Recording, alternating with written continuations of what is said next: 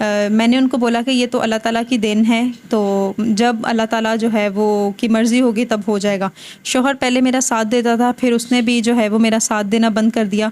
फिर उसने जो है वो मुझे बोल दिया कि वो मुझे तलाक दे देगा। अस्सलाम वालेकुम नाज़रीन, आपका मेज़बान मोहसिन आपकी खिदमत में हाजिर है। आप देख रहे हैं एमजे ऑफिशियल। आज हमारे पास एक ऐसी लड़की मौजूद है जिसके शोहर ने उसको धक्के दे दे के बाहर निकाल दिया घर से, और ये मोहब्बत की शादी कैसे हुई ये सारा कुछ बताएगी अपनी ही ज़बानी।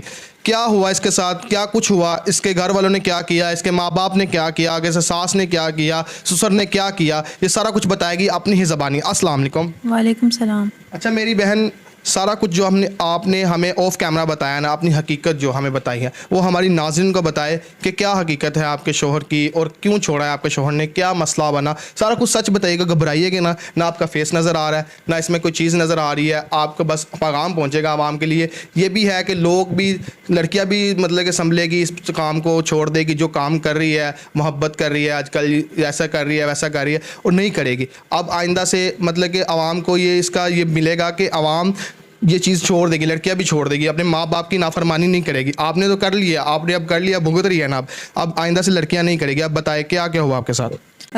जी अस्सलाम वालेकुम। मेरी शादी को 3 साल हो गए हैं और मोहब्बत की शादी थी मेरी। माँ बाप नहीं मानते थे शादी के लिए, तो मैंने ज़िद करके शादी की। माँ बाप ने बोला कि ठीक है, अगर आप करना चाहती हो तो कर लो। शादी कर ली। 3 साल हो गए। कैमरे की तरफ देख के फिर बात करें। 3 साल हो गए शादी को। उसके बाद जो है वो ससुराल वालों की तरफ से डिमांड आने लग गई कि उन्होंने कहा कि अभी तक तो जो है औलाद नहीं हुई। तो मैंने उनको बोला कि ये तो अल्लाह ताला की देन है, तो जब अल्लाह ताला जो है वो की मर्ज़ी होगी तब हो जाएगा। शौहर पहले मेरा साथ देता था, फिर उसने भी जो है वो मेरा साथ देना बंद कर दिया। फिर उसने जो है वो मुझे बोल दिया कि वो मुझे तलाक दे देगा। तलाक दे देगा। और आपके ये सिलसिला कहाँ से शुरू हुआ था, जब आपके शोहर के साथ और आपकी बीवी के साथ मतलब कि आपका सिलसिला कब शुरू हुआ था, जब ये मोहब्बत हुई थी आपके आपस में, शोहर के जो मोहब्बत हुई थी, कैसे माँ बाप कैसे राज़ी हुए थे, उसके माँ बाप कैसे, सारा कुछ है ये मतलब कि मुकम्मल बताइए अपना। जी, मैं कॉलेज में जाती थी तो वहीं पर जो है वो मुझे मिले थे। मेरे शौहर मुझे वहाँ पर ही मिले, और उसके बाद जो है वो इस सिलसिले को 3-4 साल इस सिलसिले को रहे। फिर जो है वो हमने फ़ैसला किया कि हम अपने माँ बाप को मनाएंगे। तो माँ बाप जो है वो नहीं मान रहे थे। बहुत मुश्किल से हमने उनको मनाया शादी के लिए।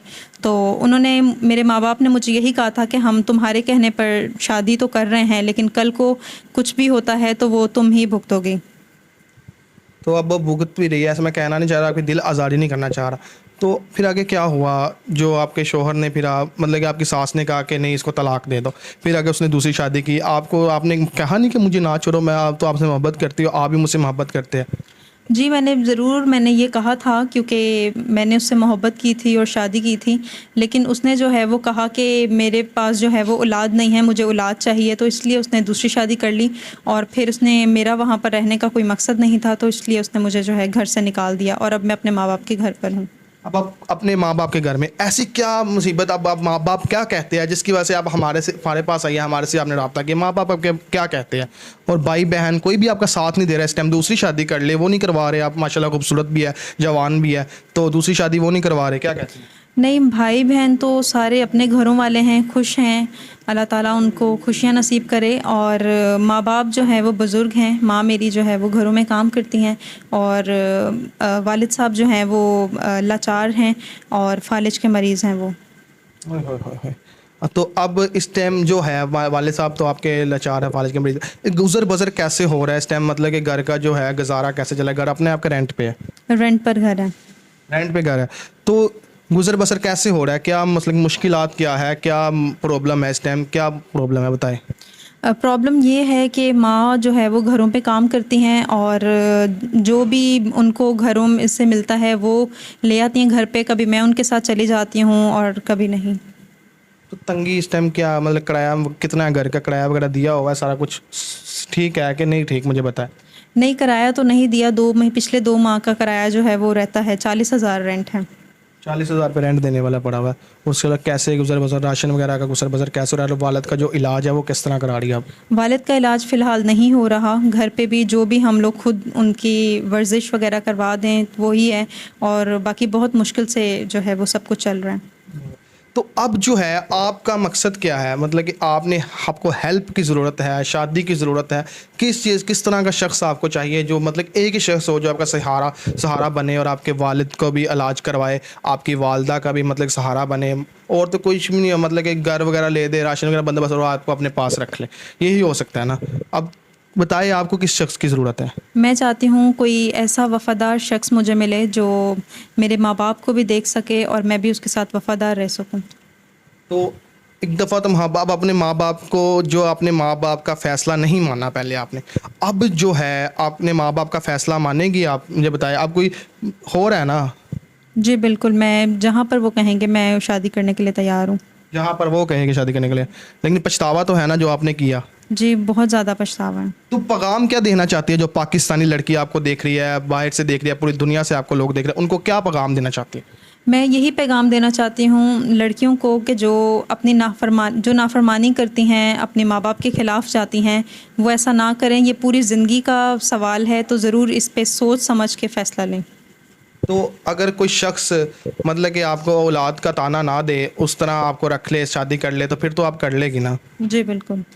ये तो कुदरत का निज़ाम है, कुदरत की तरफ से है जो भी है, लेकिन इसमें कोई कसूर नहीं है।